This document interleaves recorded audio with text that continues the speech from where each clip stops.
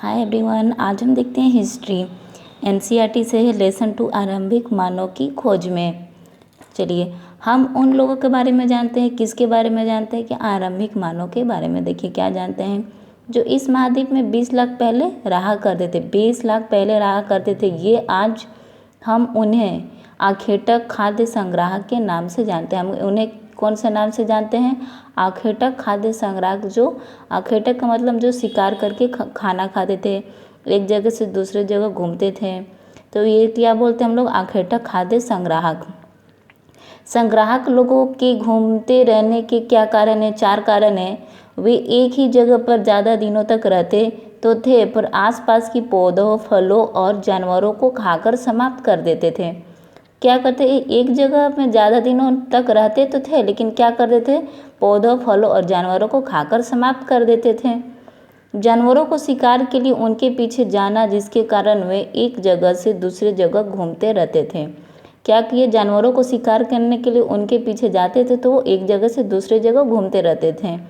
पेड़ों और पौधों में फल फूल अलग अलग मौसम में आते हैं, इसलिए लोग उनकी तलाश में क्या करते थे? उपयुक्त मौसम के अनुसार अन्य इलाके में घूमते थे।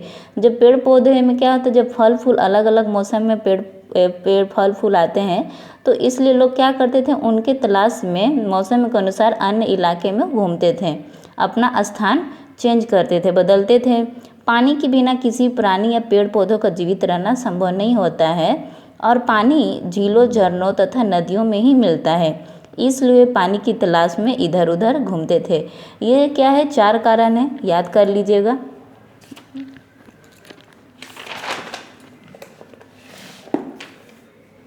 आरंभिक मानव के बारे में जानकारी कैसे मिलती है? पत्थरों, लकड़ियों और हड्डियों के औजार से बनाए थे। क्या मतलब आरंभिक मानव मतलब पहले के मानव के बारे में कैसे जानकारी मिलती है? क्यों? तो पत्थरों से, लकड़ियों से, हड्डियों से के औजार जो बनाए थे उससे हमको जानकारी मिलती है।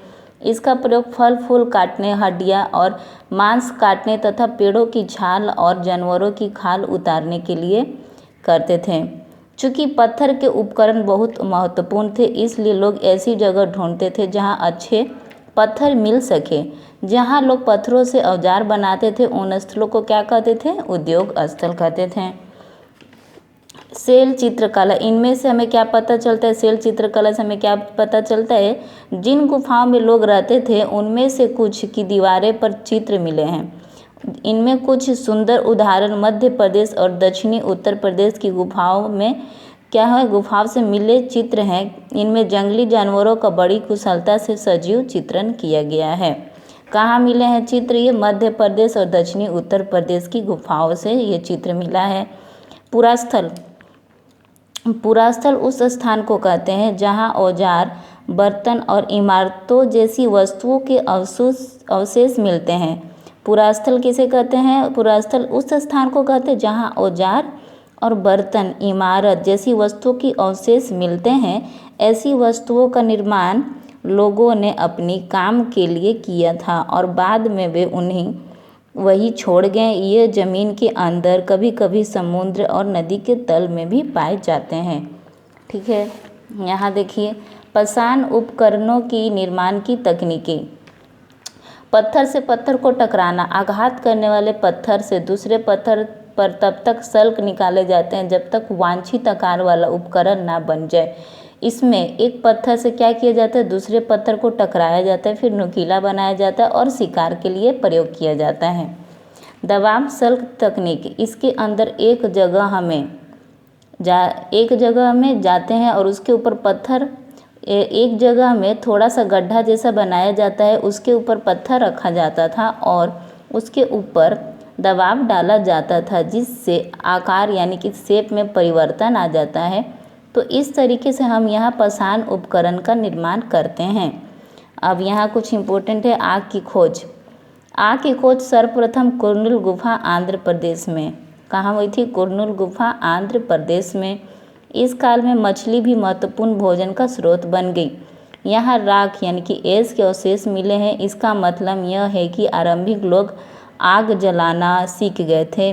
आग का इस्तेमाल कई कार्यों में किए, जैसे प्रकाश के लिए, मांस भूनने के लिए और खतरनाक जानवरों को दूर भगाने के लिए आदि। इसको याद कर लीजिएगा। नाम एवं तिथियाँ। आरंभिक काल, इसे पुरापाषाण काल कहते हैं। यह दो शब्दों यानी प्राचीन और पाषाण यानी पत्थर से बना है। यह नाम पुरास्थलों से प्राप्त पत्थर के औजारों के महत्व को बताता है। पुरापाषाण काल 20 साल पहले से 12,000 साल पहले के दौरान माना जाता है। इसमें मानव इतिहास की लगभग 99% कहानी इसी काल के दौरान घटित हुई, यानी कि पुरापाषाण काल में। इस काल में भी 3 भागों में बांटा गया। कौन कौन से भाग है? आरंभिक मानव अपने औजार बनाने के लिए पत्थरों को इस्तेमाल करते थे, इसलिए इस युग को पाषाण युग कहते हैं। पत्थर का जब इस्तेमाल करते थे तो इसलिए पाषाण युग कहते हैं। पाषाण युग को 3 कालों में बांटा गया। पुरापाषाण, पैलियोलिथिक स्टेज, मध्य पाषाण युग, मेसोलिथिक स्टेज और नवपाषाण युग, नियोलिथिक स्टेज। आइए देखते हैं। पुरापाषाण युग, पैलियोलिथिक स्टेज। पुरापाषाण युग का समय 20 लाख से 12,000 वर्ष पहले तक माना गया है। इस युग के औजार बैठंगे हुआ करते थे, उतना अच्छे खास हुआ नहीं करते थे। नवपाषाण युग के औजार छोटे और सुरंग हुआ करते थे, जो कि नवपाषाण युग के औजार अच्छे थे। पत्थरों के अलावा औजार बनाने के लिए हड्डियाँ और लकड़ी का इस्तेमाल भी होता था। पत्थरों से बने औजार की सबसे बड़ी खासियत यह है कि इसमें कुछ तो आज भी इस्तेमाल करते हैं। मानव इतिहास की लगभग 99% कहानी इसी काल के दौरान घटित हुई है। अगर क्वेश्चन में आएगा कि इतिहास में सबसे ज़्यादा काल में कौन सा घटित हुई, ठीक है, तो यहाँ 99% पुरापाषाण युग में घटित हुई है घटना। मध्यपाषाण युग में क्या है? मेसोलिथिक स्टेज में जिस काल में हमें पर्यावरणीय बदलाव मिलते हैं, ठीक है, उसे मेसोलिथ यानी मध्यपाषाण युग कहते हैं। इसका समय लगभग 12,000 साल पहले से लेकर 10,000 साल तक माना गया है। 12,000 साल पहले से 10,000 पहले तक। इस काल के पाषाण औजार आमतौर पर बहुत छोटे होते थे वहाँ के मध्यपाषाण युग में। इन्हें मैक्रोलिथ क्या कहा जाता है? मैक्रोलिथ यानी लघु पाषाण कहते हैं। प्रायः इन औजारों में हड्डियाँ, लकड़ियों के मुट्ठे लगे हंसिया और आरी जैसे औजार मिलते थे। साथ साथ पुरापाषाण युग में वाले औजार में इस दौरान बनाए जाते रहे। और नेक्स्ट देखिए, नवपाषाण युग। नवपाषाण को क्या बोलते हैं? उत्तरपाषाण युग भी बोलते हैं और नियोलिथिक स्टेज भी। इसकी शुरुआत लगभग 10,000 साल पहले से होती है। इसे नवपाषाण युग कहा जाता है। जैसे शैल चित्रकला आप देखे होंगे उसका। मध्य प्रदेश और दक्षिणी उत्तर प्रदेश की गुफाओं से शैल चित्र मिले। इनमें जंगली जानवरों को बड़ी कुशलता से क्या किया गया? चित्रण किया गया है। कुछ महत्वपूर्ण तिथियां देखिए। मध्यपाषाण युग का है 12,000 से 10,000 साल पहले। बसने की प्रक्रिया का आरंभ लगभग 12,000 साल पहले से। नवपाषाण युग का आरंभ 10,000 साल पहले। मेहरगढ़ में बस्ती का आरंभ लगभग 8,000 साल पहले। बसने की प्रक्रिया क्या है? लोगों द्वारा पौधे उगाने, जानवरों की देखभाल करने बसने की प्रक्रिया का नाम दिया गया है। अनाज के उपयोग बीज के रूप में, खाद्य के रूप में, उपहार के रूप में, भंडारण के लिए अनाज का उपयोग किया जाता है। भारत में शुतुरमुर्ग। भारत में पुरापाषाण युग के दौरान शुतुरमुर्ग होते थे।